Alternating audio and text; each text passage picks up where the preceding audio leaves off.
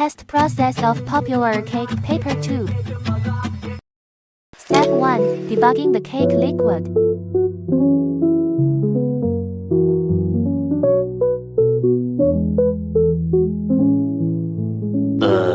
Step 2. Display the paper tube and pour the cake liquid into the paper tube.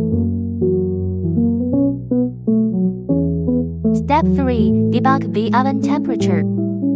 Step 4. When the temperature reaches 180 degrees, put the cake in the oven and bake it for 15 minutes. The cake is baked, and the surface of the paper tube has no discoloration or deformation.